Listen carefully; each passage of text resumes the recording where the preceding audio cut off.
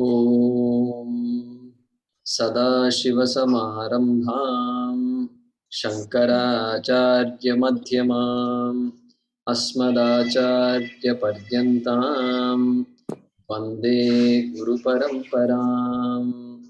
Om Sahana Bhavatu Sahanau Bhunaktu Sahavirjam Karavavahai Tejasvinavadhitamastu ma vidvishavahai. Om Shanti Shanti Shanti.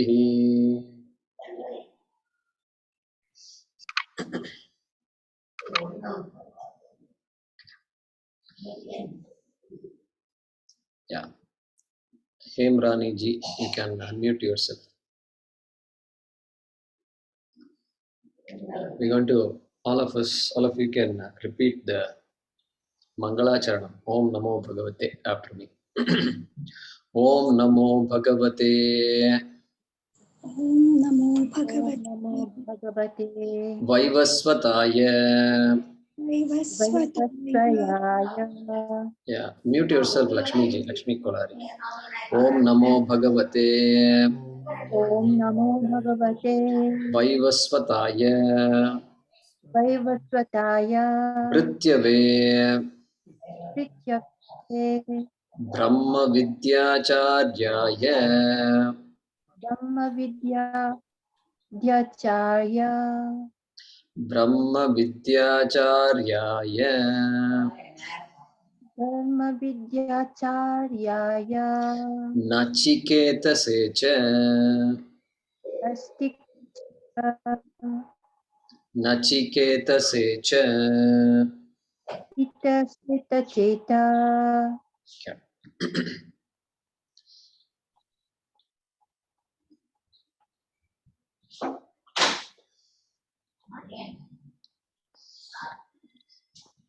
So I request all of you to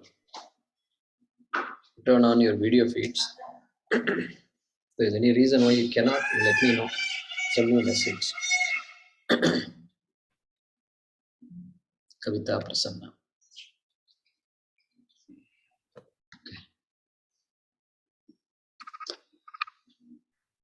So we have now entered into the study of Kathopanishad. In fact, what we have just read, chanted, is a Mangala Charanam. The tradition is that, am I audible?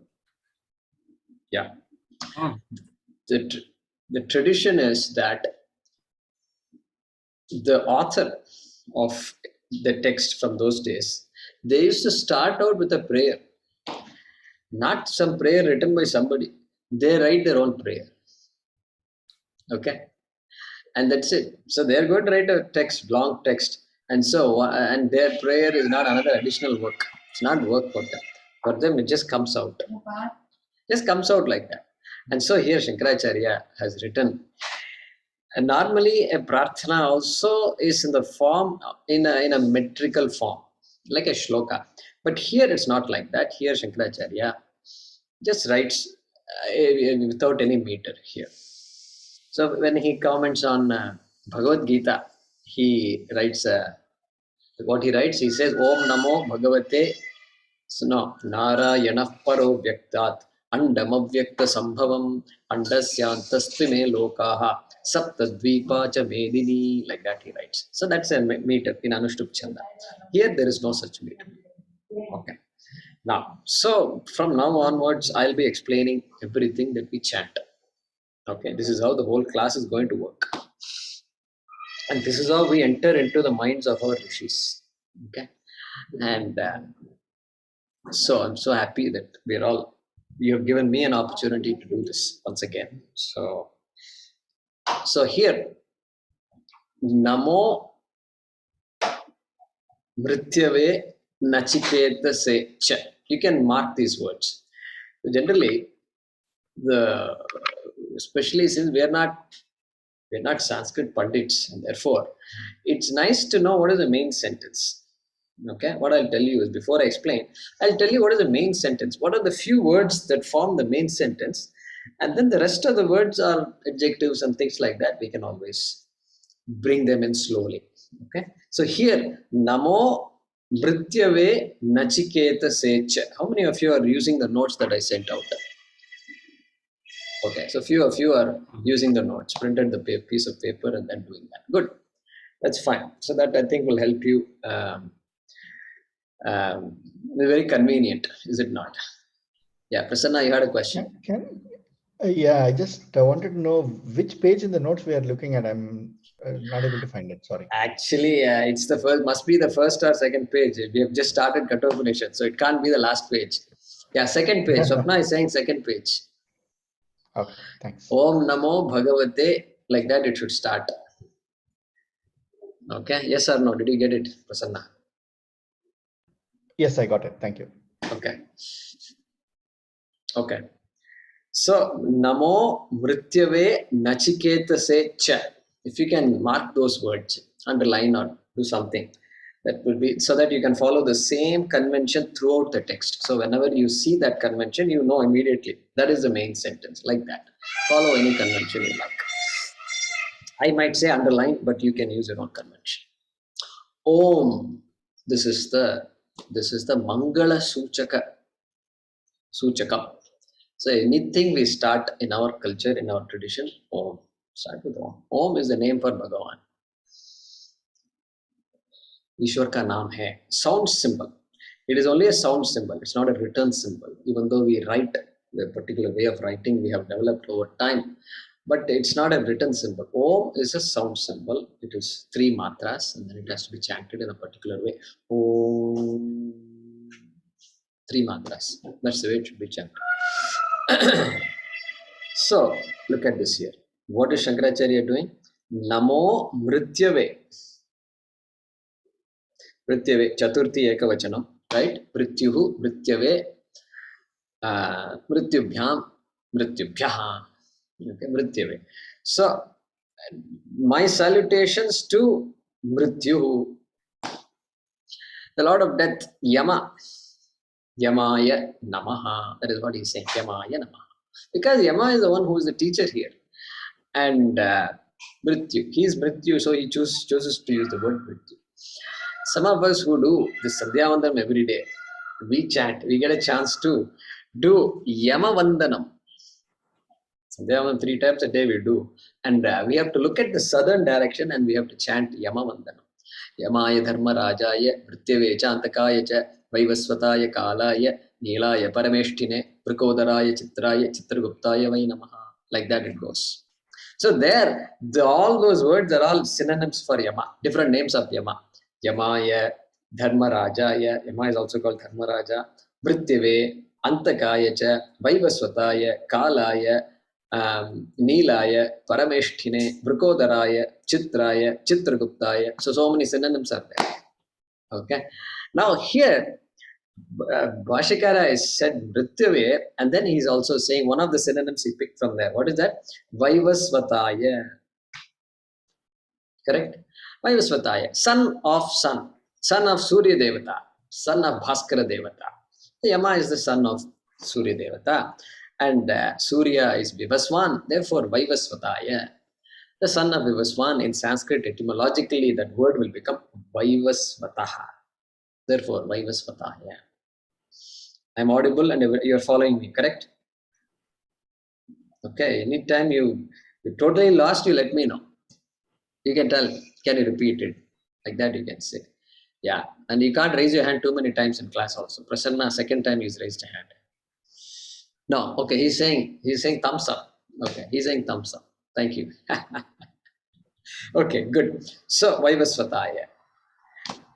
Okay, now what happened? Somebody is asking the question, how can you worship the god of death? That too in the beginning, before you start a text, it is amangalam, it is abhadram, it is inauspicious. And so Shankaracharya said, Om Namo Bhagavate, because these thoughts we might have, he knows how we think. So he says, Bhagavate, Yama is none other than Bhagavan. Don't worry, he is Bhagavan. He is only playing a role. And there's no job called dirty job and great job and all that. All jobs you have to do. So you have to keep the city clean. You have to erect street lights. You have to supply water. You have to clean the sewage also. Everything somebody has to do. Therefore, Bhagavate, correct? And then he's also another person. He's called Brahma Vidyacharya.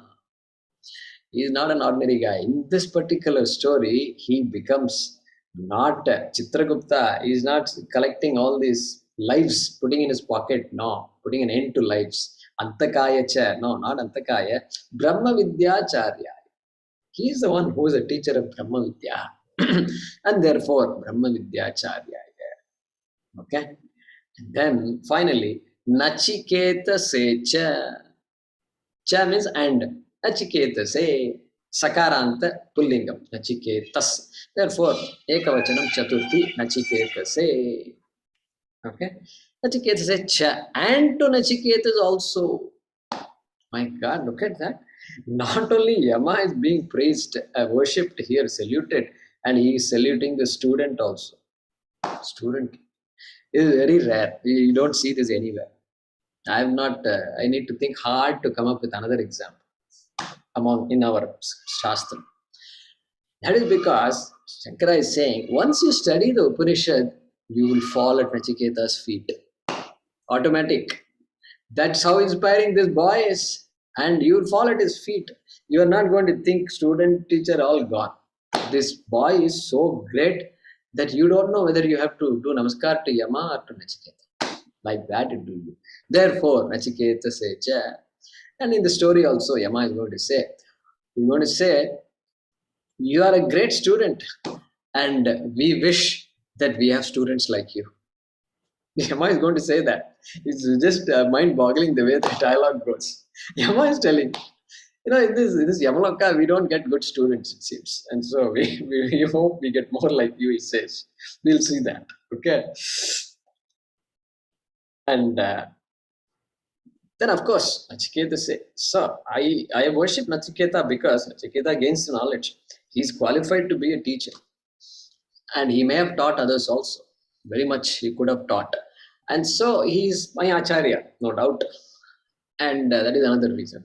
Another reason is, may I be like Nachiketa. When I think of Nachiketa, when I salute him, I want to become like Nachiketa. Just like he understood everything clearly.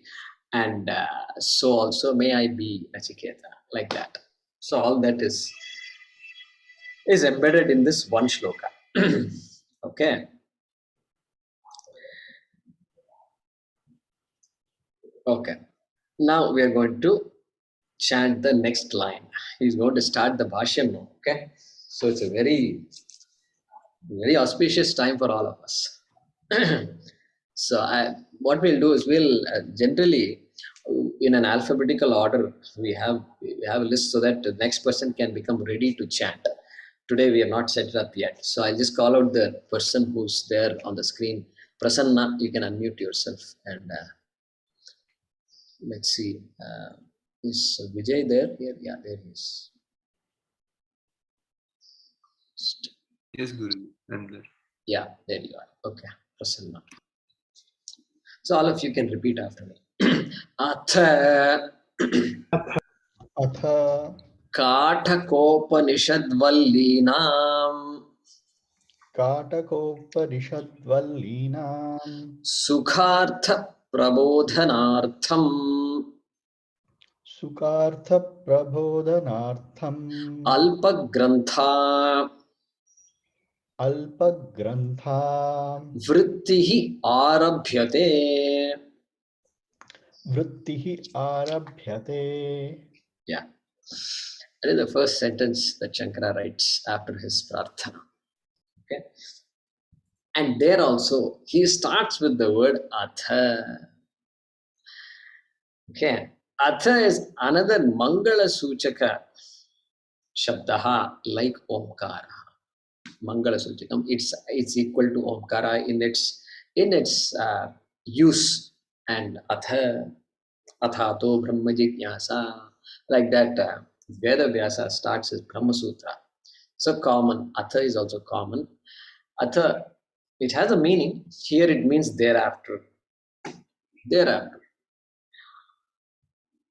Omkarascha atha shabdascha dvavayat tau brahmanah pura kantham bhitva viniryatau tasman mangalikau ubhau. So there is a shloka also that says Om and Atha are mangalikau. They are both mangala suchaka shabdaha.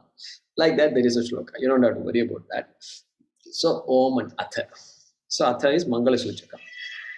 And here I want you to underline the following. Atha Kāṭhaka Vallinam Vrittihi Arabhyate. Okay, everything else will follow. Atha Kāṭhaka Vallinam Vrittihi Arabhyate. Arabhyate is started, is begun. And what is begun? Vrittihi Arabhyate. Vrittihi. There are different types of commentaries. There's something called Bhashyam, and then a commentary on the Bhashyam can be a Tika, Vrittihi, an independent commentary, and Tippani. Like this, there are different types of commentaries based on the intention of the author. Here, Shankaracharya calls his commentary as Vrittihi. Bhashyam really is very modest here. It's Vrittihi is actually not as elaborate or original as Bhashyam. Shankaracharya is very modest. He says Vritti. He could have said Bhashyam Arabhyate. Okay. Vrittihi is a commentary. For our purposes, Vrittihi is a commentary. Okay. Vrittihi Arabhyate. Commentary is started. Commentary of what? Kāṭhaka Upanishad Vallinam. Kaṭhopaniṣad is also called Kāṭhaka Upanishad because it is in the Kāṭhaka Prashna of Krishna Yajurveda. There is a particular section of Yajurveda called Kāṭhaka, and so that also got the name, Upanishad got the name of Kāṭhaka. So Kāṭhaka Upanishad means Kathopanishad. Vallinam, this Valli is a unique word that is introduced in this Upanishad. Every section of the Upanishad has a name, and that section is called Valli in this Upanishad. Valli. In Mundaka, it will be called Kanda. Kanda, they will say. So each Upanishad has a unique name, and that section is called Kanda. Here it's called Valli. There are 6 Vallis. There are 2 Adhyayas. If you leaf through this book, you will find, in fact, table of contents I see here in this book itself, table of contents, Prathama Adhyayaha, Dvitiyaha Adhyaya. So 2 chapters. Each chapter has 3 Vallis for a total of 6 Vallis in this chapter.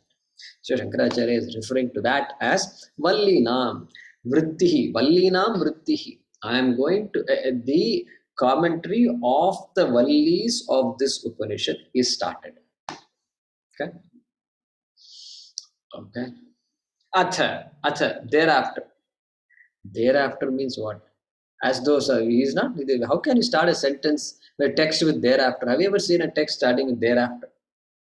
Huh? Afterwards. Afterwards means what? If you say something, then you can say afterwards. But you've said nothing and suddenly afterwards. A guest comes. Guest comes and then, hi, welcome, everything. Afterwards means what? It's very odd. Nobody talks like that. Afterwards is very meaningful because after the students have gained, means this can be interpreted in many ways. Okay. After the students have gained the qualifications to study this Upanishad, we'll talk about qualifications later. Any subject matter requires a prerequisite, and so there are some prerequisites for this Upanishad also. So after the students have gained those prerequisites, and Yoga Sutra starts with Atha. Okay, same thing. So Atha Yogas Chitta Vritti Nirodha, correct? That's it. No, Atha, what is it, Narayanan? Atha Yoganushāsanam. Atha Yoganushāsanam. Then Yogas Chitta Vritti Nirodha, right? Yeah, that is second. Correct. Atha Yoganushāsanam. So Atha, very important. It's a tradition. See, this is how we get to know who we are. How much we have missed out, And so, Atha means after all the preparedness is there, after the teacher is ready to teach, and in this case, ready to write, and the students are there who are ready, who will be there to read this text. Nobody is going to write a text which has no readers. That is not. Shankara has an expectation, Atha, because there is a need to write a commentary of this text, and I don't see a good commentary yet. I'm going to write one. That is the meaning of Atha. Okay, and you can interpret it in many ways. This is one way of interpreting. Some acharyas do that.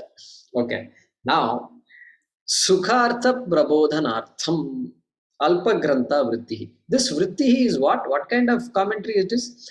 Shankara is so humble. Alpa Grantha Vritti is a small text I am writing. Small text. Okay. And you read these words and all that. We have broken our heads on some of the words, some of the sentences that Shankaracharya has written. And he is saying Alpa Grantha also. We took many months to study this textbook, day after day after day after day. So it's not an Alpa Grantha, but Shankara chooses to say Alpa Grantha, small text. That means he's written bigger texts. That also it could mean, okay, he's written things that are much bigger than this. And Bhagavad Gita is a long one. Okay. Why is he writing this text? He's saying Sukhartha Prabodhanartham. Prabodhanartham, for the understanding of. Prabodhanartham. Understanding of what? Artha Prabodhanartham. Artha there is meaning.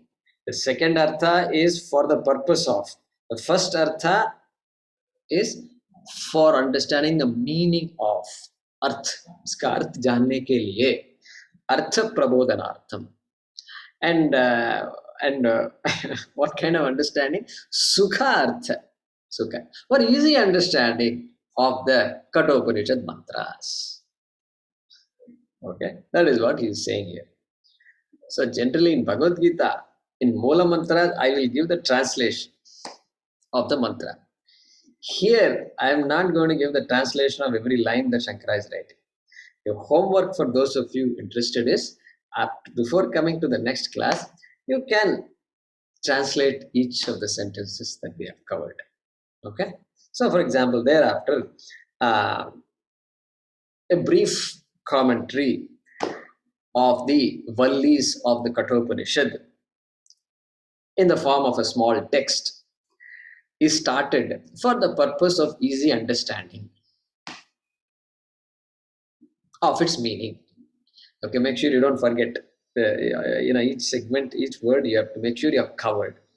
Easy understanding, I stopped, but then Artha, Sukhartha Prabodhana of its meaning, of the meaning, its meaning. Okay, so far everybody is good, correct? Following me, or am I going too fast? Okay, good. Not fast. Not fast. Okay, now, thank you. That's good. So this is how we'll be proceeding. Okay. Now we're going to chant the next line that Shankaracharya has written. Rukmini Gopalji, please unmute yourself. I'm going in the order in which you all appear in the top here. Sader dhatoho. Sader dhatoho. Visharana. Visharana. Gati. Gati. Avasadanarthasya. Avasadanarthasya. Upanipurvasya. Upanipurvasya. Quip pratyayantasya. Quip pratyayantasya. Rupam. Rupam. Upanishad iti. Upanishad iti. Yeah. So here you can underline Sader dhatoho Rupam Upanishad. Those 4 words, if you underline, that is enough. That is the main sentence. Sader dhatoho Rupam Upanishad. That is the main sentence.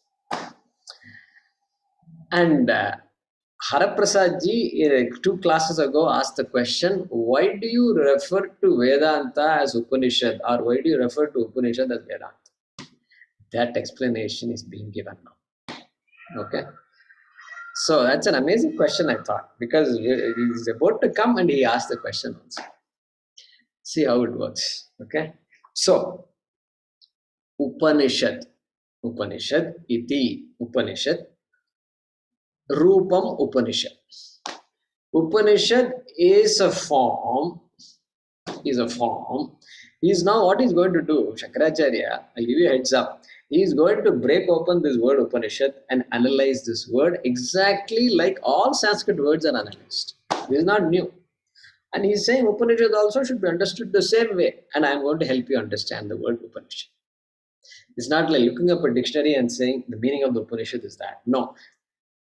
We will derive the word of the Upanishad. From where? How will you derive it? Well, there is a text called Dhatu Kosha.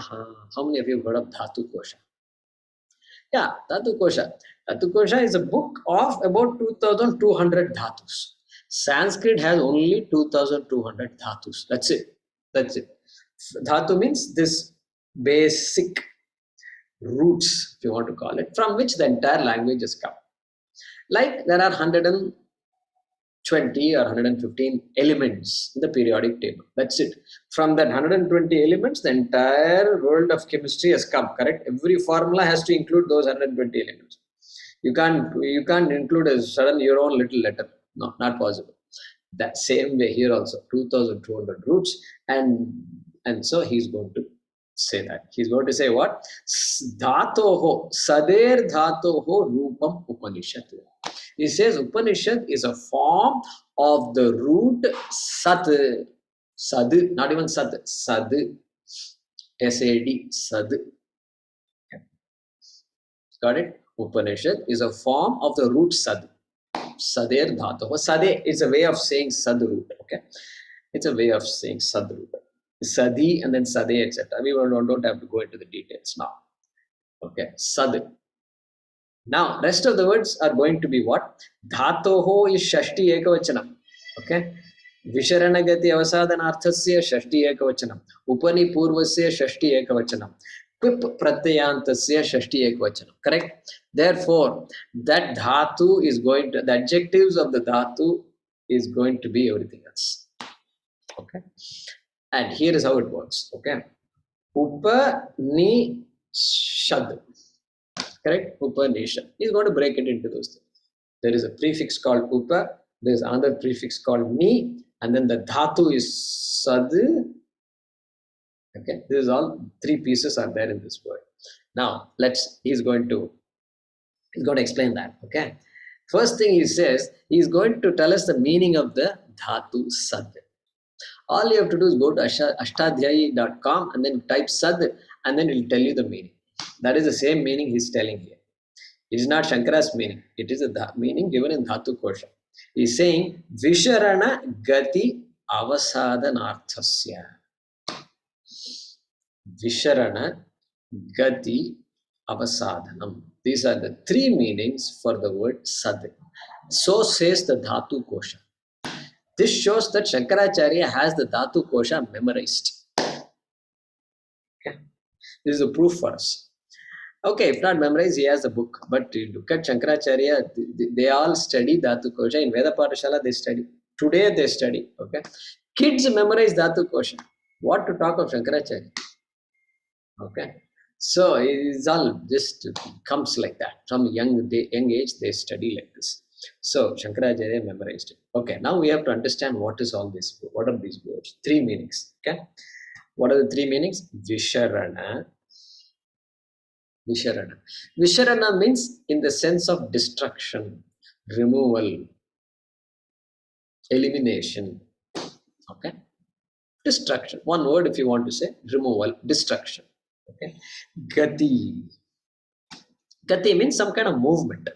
Movement. Here, the sense of movement is in the sense of transporting, in the sense of taking somebody. Okay. Taking somebody. In the sense of pushing somebody towards. Transporting, if you want to use one word. Sense of transporting. And then, avasadana. Avasadana. What is avasadana? Avasadana means loosening. Weakening. Something is strong. There is a stitching. Something is stitched. The cloth is strong. And let's say there is a towel or a kerchief. Here is a kerchief. And it's well stitched and all that. And then after some time, the cloth gives up. Slowly, the threads start coming out. So it becomes loose. It becomes loose. Okay. That kind of loosening. Weakening. Weakening is also a word you can write here. That is the way to understand avasadanarthasya. Therefore, he is saying what? That dhatu sad, which has the meaning of destruction, transporting, and weakening. Correct? Everybody okay with me so far? Good. And then he is giving another thing. That Upanishad, Upani Purvasya, that sad, which is prefixed with two prefixes called Upa and Ni. Two prefixes. Okay, Upani.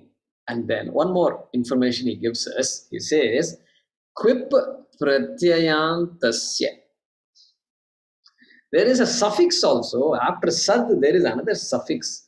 We don't see the suffix in the word, and that suffix is called quip. K-V-I-P. Quip. Okay. That is there. Quip pratyayantasya. Ending with a pratyaya suffix called quip. That is the literal translation of quip pratyayantasya. Correct? Rupam Upanishad iti. So he's broken it down into 4 parts. What are the 4 parts? Upa, Ni, Sadhatu, and quip suffix. Quip pratyaya. How come I don't see quip, Upanishad quip? Like that we don't see here. And so that is because this quip is a unique pratyaya which converts a verb into a noun and then disappears. Example. I'll give you an example in English. Okay. Did you walk today morning? Did you walk today morning? Yes, I had the time to go for a long walk. Did you walk today morning? The word walk is what? Verb or noun? Verb. It's a verb. Did you walk today morning? It's a verb. Yes, I had time to go for a long walk today. So that walk in the second sentence is what? It's a noun. It's not a verb. Yes or no? Okay. Yes. It's a noun. Same word walk, but in one sentence it's a verb. Another sentence it's a noun. Okay. Like this we have so many words in many languages. Okay. And so here also. Here though there is a mathematics involved. So something has to happen. There must be a process. And like a chemical reaction process, here also there is a reaction going on. And the reaction is Panini. Thanks to Panini, he says the quip pratyaya must come, convert this word, a verb into a noun, and then it disappears. It goes away. It does its job and then it goes. Like a catalyst. Okay? That's so we get some insights into Panini's Ashtadhyayi also. We get some insights into how Sanskrit works, how words are generated. Okay, in Sanskrit. This can be applied to every word, every Sanskrit word. Okay, Kutra, if you say there also, the same mathematics is going on. Panini Sutras have to be got. Aham, if you say there also. From Asmat, how did Aham come? Same mathematics is happening. Okay, so did you start the class yet? Did you start the Kathopanishad class yet? Yes. 2 weeks ago, we had a great start. Did you start the class? Verb, correct? 2 weeks ago, we had a great start. Noun. Great start it is. So, like that. That is what happens. The sad has become a noun, as it were. So, Upanishad. And then, how come it is Upanishad, not sad? Well, because there are some rules which convert the sakara into a shakara. Okay, we won't go into details. Okay. So, adesha pratyayoho, etc. There is a Panini Sutra which converts. Just like you Sanskrit students know, patresu, patreshu. Same thing. That same thing is working here. Ramesu, rameshu. Same thing. In koho, there is a beautiful sutras there. Okay. Okay, so now I think we understood this particular sentence. Sader dhatoho rupam Upanishad. And then the meaning of the word dhatu, 3 meanings are given. What are the 3 meanings? Destruction, transporting, and weakening. Keep that in mind. Later on, he's going to refer to that. Okay, and then it has upa and ni as prefixes. and it has quip as a suffix, and the dhatu is sad. That's all. That is the meaning of this sentence. Okay? See, this is the only place. In so many Upanishads, so many commentaries is written. This is the only place where he's defining the word Upanishad. And in the process, he's going to reveal so many other things that are needed. Okay, we will see that also. Okay, we are now going to read the next sentence. Okay, Raghavan Sridharan. Go ahead and unmute yourself. Upanishad Shabdena. Upanishad Shabdena. So there is, there is something called Sandhi in Sanskrit. Okay, and all of you know that. So I'll be seamlessly either breaking the Sandhi or not breaking the Sandhi. So I think you'll follow that. You'll follow it. So here Upanishad is one word, and then Shabdena is another word. And together the Sandhi is Upanishad Shabdena. Like that it is written. But I'm choosing to break it. Upanishad Shabdena. Upanishad Shabdena. Cha Cha Vyachikhyasita Vyachikyasita Grantha Pratipadya Grantha Pratipadya Vedya Vastu Vishaya Vedya Vastu Vishaya Vidya Uchyate. Vidya Uchyate. And here you can underline Upanishad Shabdena and then Vidya Uchyate. That is the main sentence. Okay.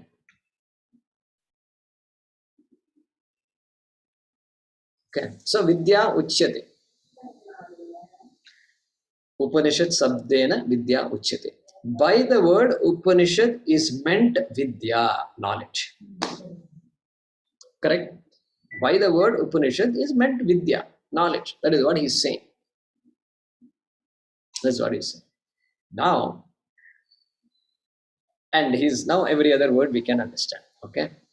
Vedya Vastu Vishaya. Vishaya Vidya. Vidya, whose topic Vishaya, because knowledge, when you say what is the subject of this knowledge, so that Vishaya, the subject, is what? Vedya Vastu. Vedya Vastu means a knowledge whose topic involves knowing a knowable entity. Vedya Vastu, a knowable entity. Very interesting way of saying all these things. Obviously, knowledge means you have to know something. Therefore, he says a topic which involves something to be understood. Something to be understood. Very significant because we talk about karma and jnanam, correct? Karma and jnanam always there. Two opposites are there. With karma, I can get a lot of things. But there is something in this case we are studying knowledge and which is completely opposed to karma. Jnana phalam and karma phalam are two different things. Therefore, Vedya Vastu, you don't have to do anything after studying this Upanishad. You just have to understand what is being said. So, Vedya Vastu, then Grantha Pratipadya, a noble entity which is revealed by this text. Grantha Pratipadya, revealed by this text or revealed by the text. And what text? Obviously, the text we are studying, Kaṭhopaniṣad. Okay, revealed by the text. Okay, unfolded by the text with the help of a teacher. Okay, then one more adjective is adding. Vyachikyasita. Vyachikyasita means what? Desired to be commented upon by me. He doesn't say by me. Desired to be commented upon. Vyakyatum ichcha. Akyatum ishtaha. Which I desire to write about. Okay, so Upanishad means knowledge, okay, whose topic is something that has to be understood and that will be revealed by this text and which I like to comment about. Correct? Everybody got that? I'm not necessarily translating, but I've almost translated it. Okay, so you can formalize it later.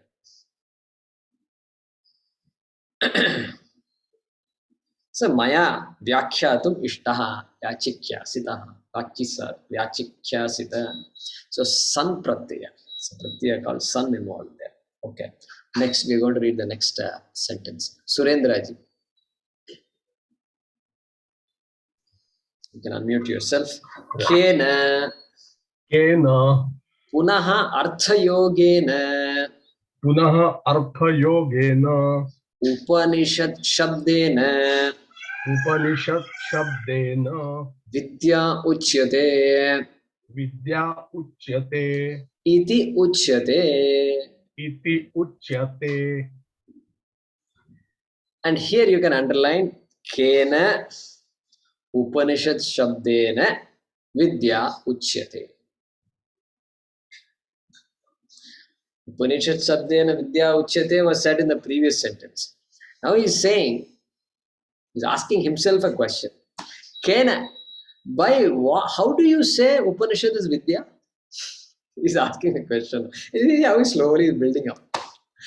How do you say Upanishad is vidya? And this is Sanskrit, so I won't leave you just like that. So tell me why. Kena Upanishad shabdena vidya uchyate. Okay. Iti uchyate. That is going to be said now. I'm going to say that. It's going to be said. He says, I'm going to say it. That is the meaning. Okay. Okay. And he's adding one more thing. Punaha artha yogena.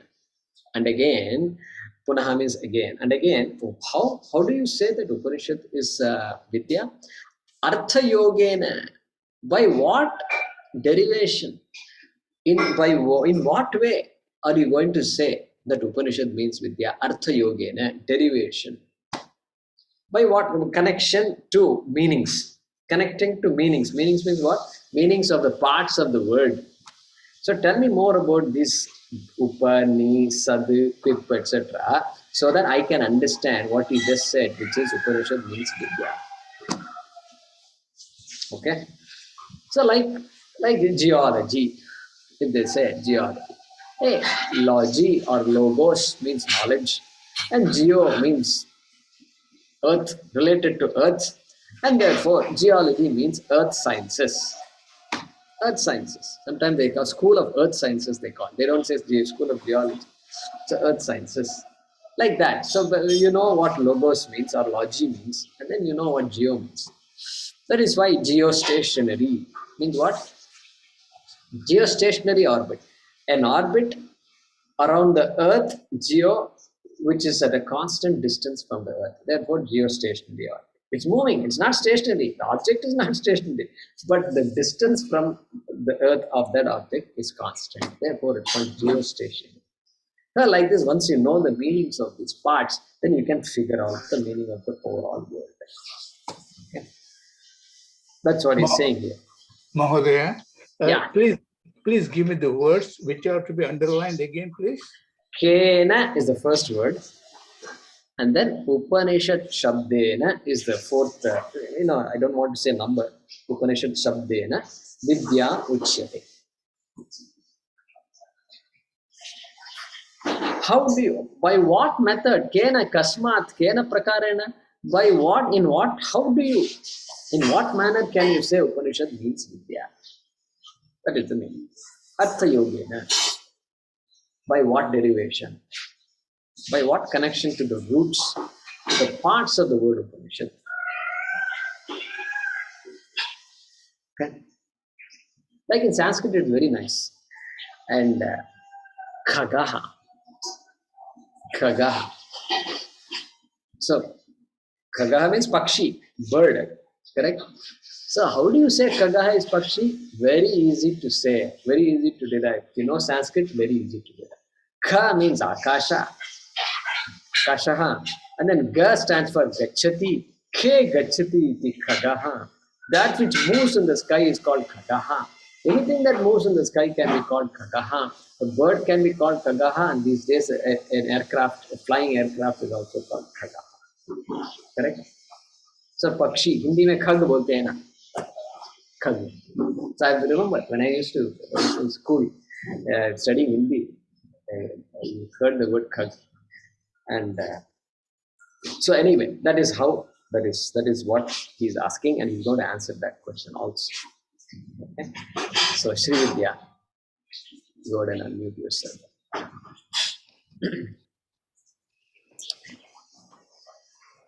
This is going to be a somewhat long sentence. Okay.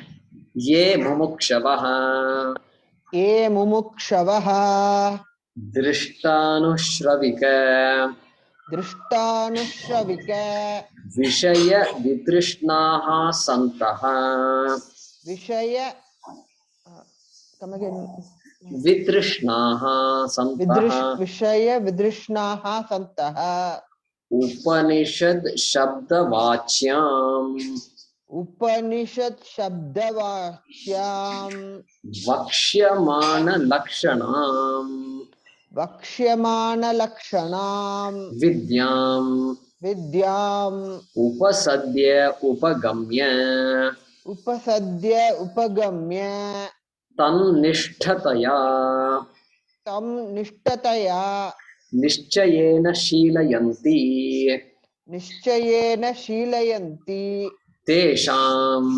तेषाम् Avidya Dehe अविद्यादेहे Samsara Bijasya संसारबीजस्य Visharanat विशरणात् Himsanat. हिंसनात् So we have split the word there with what? Visharanat Himsanat. It adds up to become Visharanat Himsanat. The ha apparently disappeared. So that's how the sandhi works there. Okay. Vinashanat iti विनाशनात् इति anena arthayogena अनेन अर्थयोगेन vidya upanishad iti uchyate. विद्या उपनिषद इति उच्यते. Yeah. Now, I was thinking, how are we going to proceed? You know, as a teacher, I worry about how am I going to teach all this, right? And how can I, long sentence like this, where are we going to start? And I have few words here and there, I understand, but how am I going to figure it out? So this is the system I came up with. Okay, one system, what did we say? You underline the words that are the main words in this sentence. That is one. Another, in this case, now I need to break it up and I'm going to give you some numbers. Okay, you have to write some numbers. Okay. Ye mumukshavaha, before the ye, you write the number 3 within parenthesis. 3 within parenthesis. Within brackets 3. Ye mumukshavaha drishtanushravika vishaya vitrishnaha santaha. Number 4. So I'm breaking it up into segments and then we'll look at each segment. Okay, number 4. Upanishad Shabdavachyam Vakshyamana Lakshanam Vidyam Upasadya Upagamya. That is number 4. Then 5. Tan Nishthataya Nischayena Shilayanti Tesham. Then number 2. Avidya Dehe Samsara Bijasya Visharanat Himsanat Vinashanat Iti. Then number 1 within brackets. Anena Artha Yogena Vidya Upanishad Iti Uchyate. I hope you got the numbers. Numbers are in what order? Can you repeat that once again? No, I did not get the numbers. Please come again, starting from beginning. So, starting from the beginning, number 3. So, the segment that begins with Ye Mumukshavaha and ends with Santaha is number 3. Put a number 3 in front of Ye Mumukshavaha. Then after Santaha and before Upanishad Shabda Vachyam, put the number 4 within brackets. Then after Upasadya Upagamya, after Upagamya and before Tannishthataya, put the number 5. Then after Tesham and before Avidya Dehe, put the number 2. After Vinashanad Iti and before Anena Artha Yogena, put the number 1. Now I think everybody should have got. The number should be in what order? 3, 4, Last 5, word. 2. Huh? Last word is split into 2. Vinashanadi. So in between we have to break it. That's what I said. Vinashanat Himsanat. Okay. Vinashanat Himsanat. Okay, that's But how. one is from there, right? Vinashanath, from there, one No. starts. No, Between? No. Between. Vinashanath iti. After iti, put the number 1, which comes before anena artha yogena. Okay. So the numbers are 3, 4, 5, 2, 1. So the indication is we are going to look at this sentence from 1, 2, 3, 4, 5. In that order, we are going to look at it. And so that order now, I can quickly refer to 1, 2, 3, 4. And so you don't have to look, where is tan nishtateya, vidya dehe, and all, you may get lost. So I thought I'll put some numbers here. Okay. All right. So we've got some time here. So once you break it up like this, then it becomes quite easy. Okay. And which words do you want to underline? From the beginning. Okay. Ye mumukshavaha. Underline that. Okay. Then in segment 4, you want to underline Vidyam Upasadya. Vidyam Upasadya. That is in segment number 4. Then segment 5, you want to underline Nischayena Shilayanti.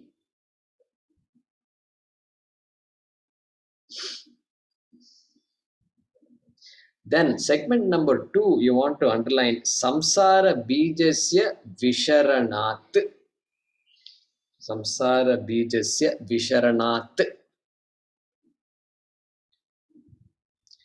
And in segment number 1, you can say Upanishad or Vidya Upanishad. Vidya Upanishad. Okay, now you have underlined everything. You have also numbered the parts of the sentence. Okay. This is going to be our clue to go forward. Okay, so we are going to look at number 1. Anena artha yogena Upanishad iti uchyate. I think by now you know the meaning of this. Artha yogena came in the previous sentence. By what derivation? Anena artha yogena. By the following, by this derivation, Upanishad means Vidya. Upanishad is called as Vidya. Upanishad is understood as Vidya. Anena means by this. Anena artha yogena. By this derivation, Upanishad is called Vidya. He doesn't say Brahma Vidya yet. Okay, he just calls it Vidya. Correct? Number 1 is translated. Segment 1 is over. Correct? Yeah, exactly. Now, number 2. We go to number 2. Okay. Avidya dehe samsara bijasya visharanat himsanat vinashanat iti. Now, this derivation is going to use, how many meanings are there for Saddhatu? 3 meanings are there. 3 meanings are there. What are the 3 meanings? Visharana, Gati, and Avasadana. Destruction, transportation, and weakening. Correct? He is going to use the first meaning, which is what? Visharana, meaning destruction. And then define the meaning. He is going to tell us the meaning of Upanishad using the 3 meanings, one after the other. Here he is using the first meaning. Okay? And you can see the first meaning. Visharanat, he says. Correct? He has picked the first meaning of Saddhatu. Visharanat. Okay. Visharanat means what? Is equal to Himsanat. Himsanat. Himsanat means what? Vinashanat. Visharanat is equal to Himsanat is equal to Vinashanat. We already said destruction before. So Vinashanat, destruction. Correct? Okay. Vinashanat. So, due to the destruction, Vinashanat, Visharanat, Himsanat, Vinashanat, due to the destruction, or because, let's see, okay, due to the destruction, let's leave it like that. And then destruction of what? Samsara bijasya. Destruction of the seed of samsara. Destruction not of samsara, not samsarasya, samsara bijasya, he says. When you destroy the seed of samsara, then the samsara also is destroyed. When the seed is destroyed, the tree also is destroyed. That is the meaning here. Samsara bijasya. And then samsara bijasya is further qualifying by saying avidya dehe. Avidya dehe, also shashti ekavachanam. Okay. Therefore, avidya dehe means avidya, etc. Samsara bija. What is the seed of samsara? He is saying avidya, etc. Avidya, etc. Avidya, etc. So this all Vedanta students know this. Avidya is the cause for samsara. Ignorance is the cause. Ignorance of the self is the cause. And then, but he says avidya, etc. So we have to understand what is etc. Avidya, because of ignorance, I have kama. I'm insecure, therefore kama and artha, dharmartha kama will be there. And kama will make me do stuff because I have to do in order to become secure. Therefore karma, avidya, kama, karma. Karma means karma phalam will be there. I have a karma phalam in view, that's why I am doing karma. Therefore karma, karma phalam. Karma phalam, both drishta phalam and adrishta phalam will be there. Drishta phalam is what is visible. Adrishta is punyam and papam. Punya and papa. Therefore, karma phalam punya papa. The minute I have punya papa, I am going to have what? Punarjanma. Punarjanma is there, and then I am born again, and then avidya continues. Avidya. Because I have not done anything to take care of avidya. I have been constantly doing and surviving. So there is a company. I forget what company, Citibank or something. Some company, they say, their tagline is this: because we don't just want to survive, we want to succeed. Arey wah, kya baat hai. They want to succeed, they just don't want to survive. No, the people are not happy just surviving, I suppose. Okay, so same thing here also. So surviving means punarjanma, just go to happen. Avidya, kama, karma, karma phalam, punarjanma, avidya, kama, karma, karma phalam, punarjanma, avidya, etc. So avidya dehe, avidya, etc. So due to the destruction of this samsara, okay, which is characterized by avidya, kama, karma, etc., Upanishad is called as Vidya. Now we have to go back 1 and 2, you must add. Should not forget 1 when you do study 2. You have to keep 1 in mind.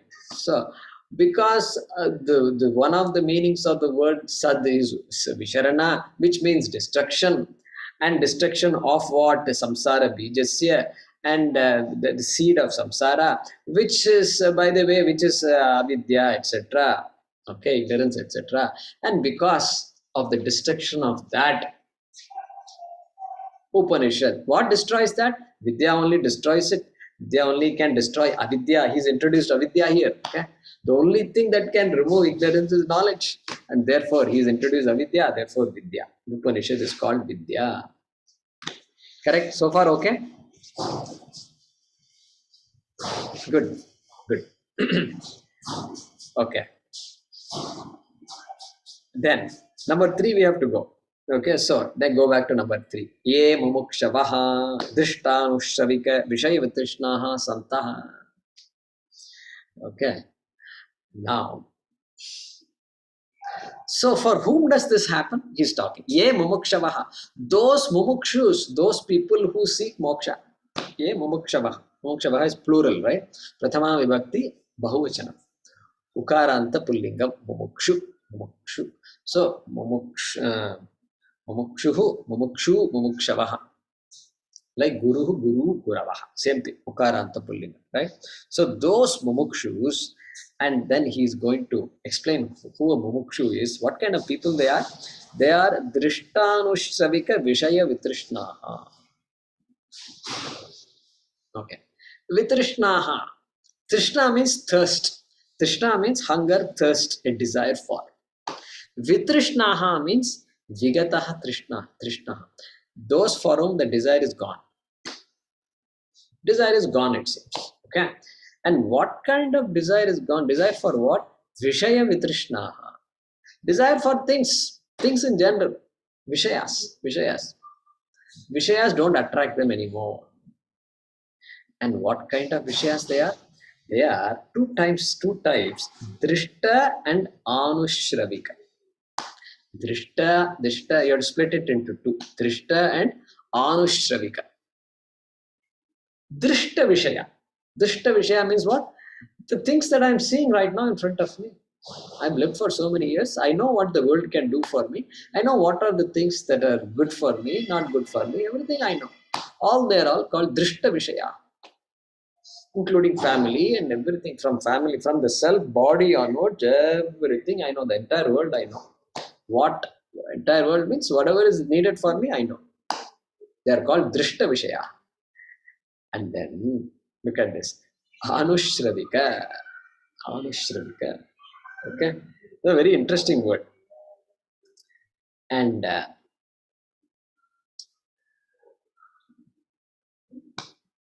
Shravaha. Heard. That which is heard. Okay? And Shravaha. Teaching. Anushravaha, that teaching which is heard. Anushravaha. So Anushravika means that those Vishayas which we have heard only, we have not seen. Are there any things that you love that you have not seen?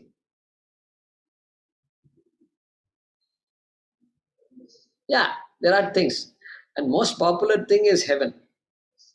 Most popular thing that we have heard about but we have not seen but we are aching to go is Swargaha. How do you know? Why is it heard and all? Yeah, that's because Veda says that. Thanks to Veda. It tells us so many goodies and so many things that are there. So many lokas, bhuhu, bhuvaha, suvaha, mahaha, janaha, tapaha. All these things are there. And don't think bhuloka is only one. Above bhu, there is bhuvaha. Above bhuvaha, there is suvaha. There's so much more to accomplish. Like a promotion, Like we're working and we want promotion. So first some intern, then after intern, the associate, then after associate, some other engineer, then junior engineer, senior engineer. They make sure the ladder is so big that there's no chance of you going all the way to the top. So junior engineer, senior engineer, like this keeps on going. Like that in medicine also, I'm sure there is something similar. So this Anushravika means Adrishtam ityartha. Drishta is talked about, Adrishta. Adrishta, Shankara is using the word Anushravika. That which we've heard about from the Vedas, which are desirable. Okay. All right. So what is being said here? Vitrishnaha, don't forget Vitrishnaha. Those who don't have any desire for all the things that are either seen or unseen, that are known or unknown. Unknown includes things from after this loka, after death also.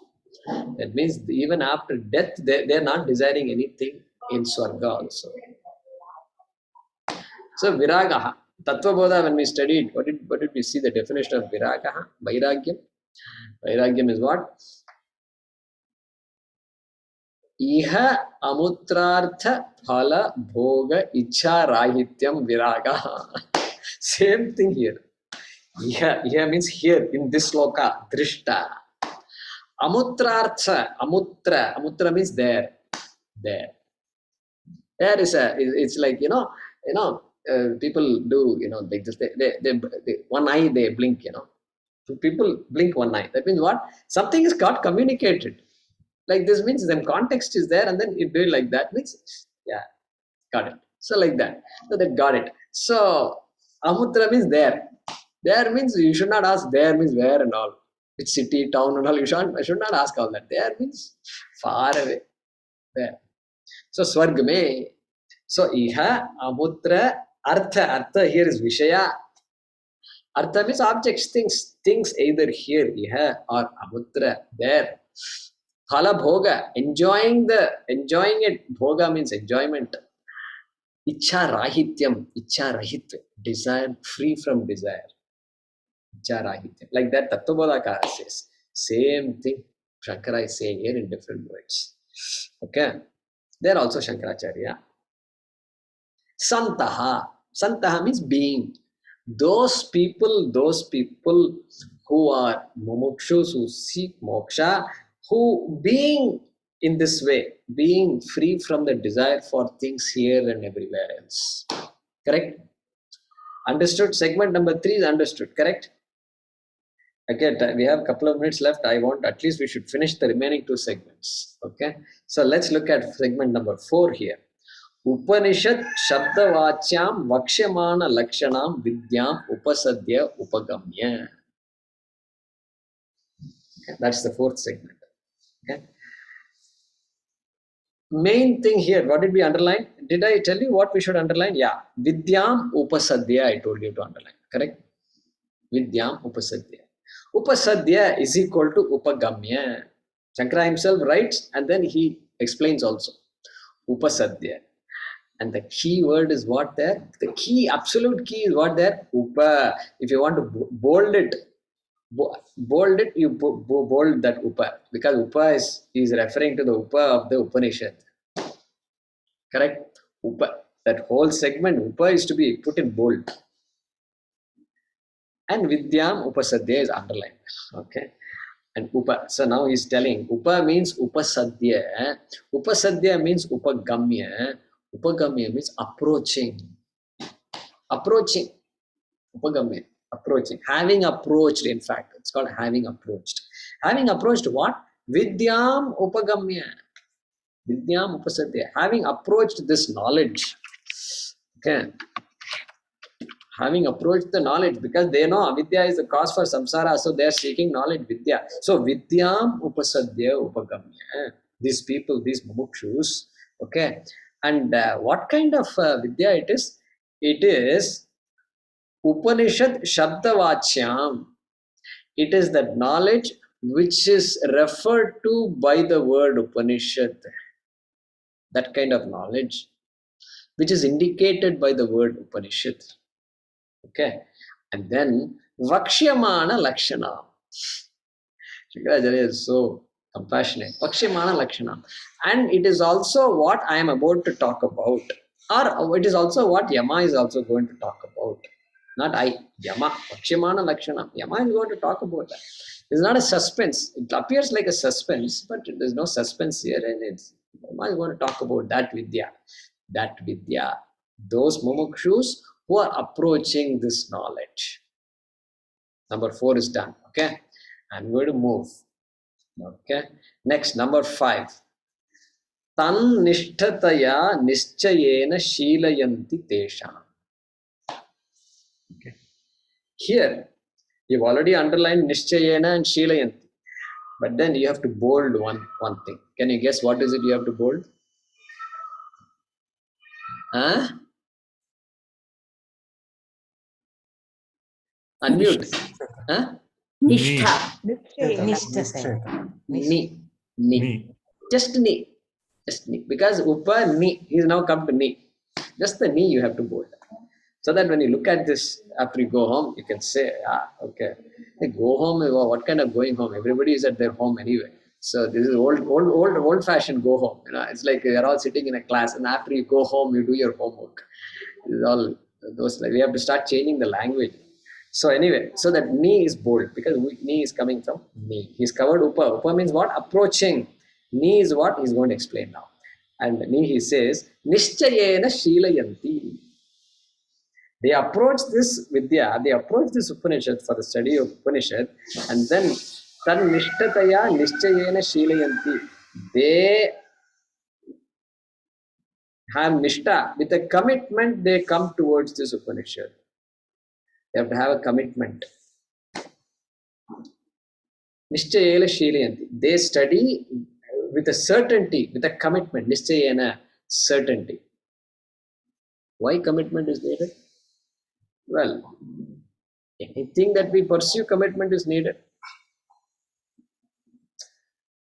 To run a family, commitment is needed. To have nutritious food, a lot of commitment is needed. Because constantly potato chips are attracting me. And so to stay away from potato chips and eat sprouted beans, how much commitment is needed? You can imagine. The whole force of the world also cannot make me do that. But I must do it. Doctors say you have to stop eating chips. This beer and chips will not work for you. It's time's up, my dear. And this is not helping you anymore. So here also, Upanishad also has something to tell us, and you have to approach it with commitment. And because they are Vishaya with Krishna, it is not enough just to be a Viragi, you have to approach it with commitment.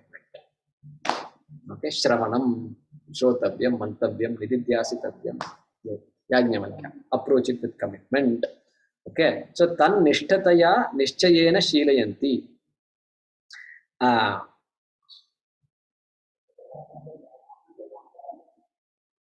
So deliberate with dedication, with commitment and certainty. That is the way I have written here. Okay.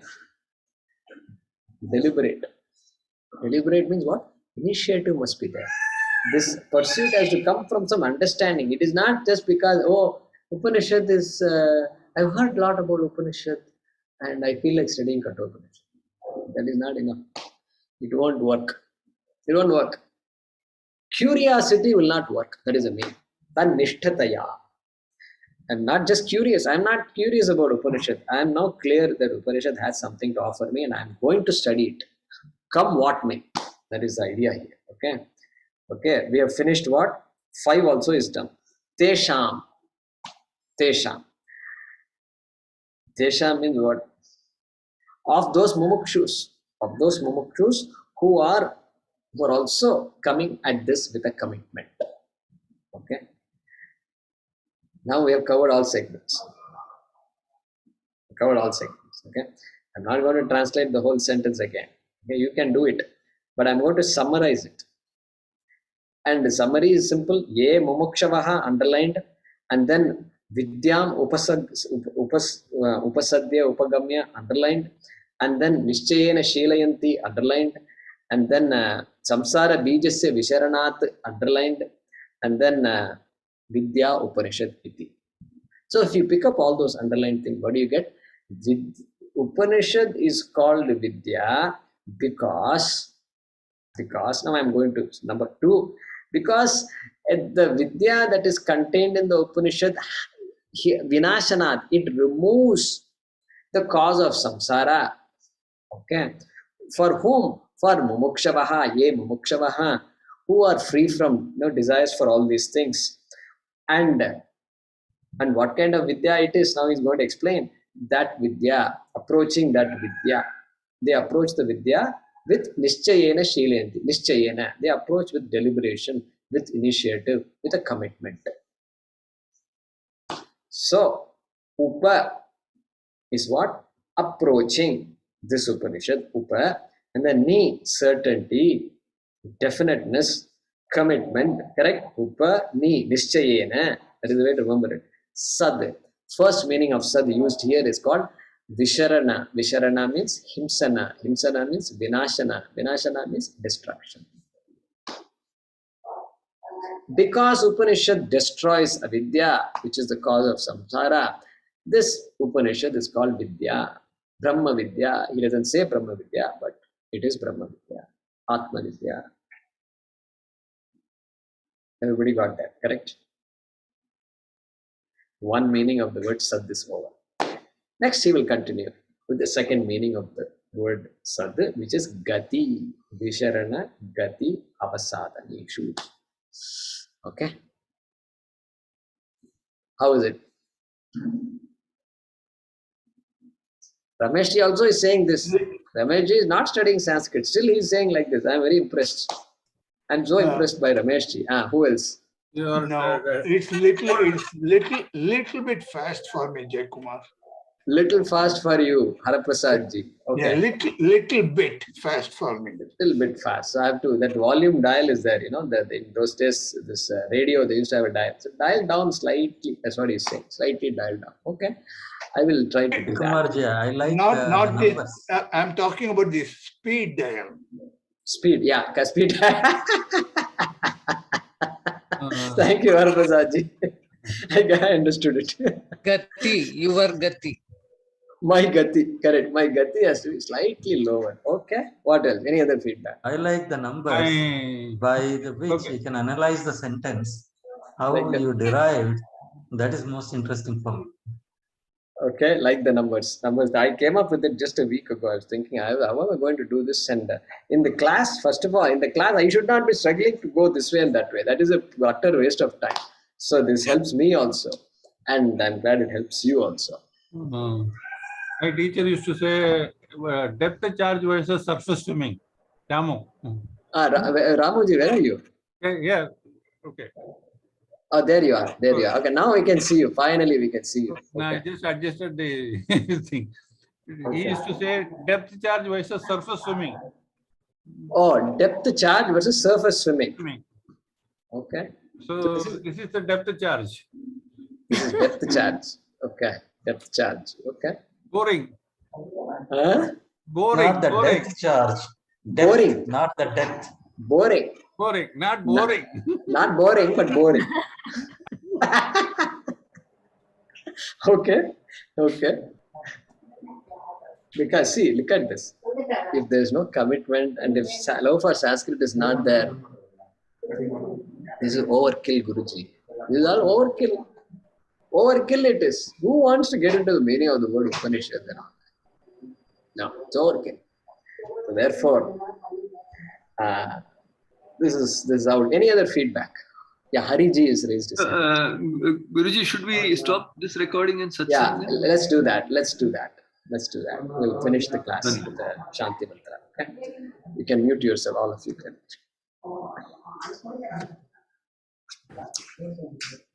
Om Swasti Prajabhyah Paripalayantam Nyayena Margena Mahim Mahishaha Go Brahmanebhyah Shubhamastu Nityam Lokas Samasta Sukhino Bhavantu Kale Varshatu Parjanyah Prithivi Sasyashalini Deshoyam Kshobarahitah Brahmanas Santu Nirbhayaः Om Purnamadah Purnamidam Purnat Purnamudachyate Purnasya Purnamadaya Purnamevavashishyate Om Shanti Shanti Shanti Harihi Om Shri Gurubhyo Namaha Harihi Om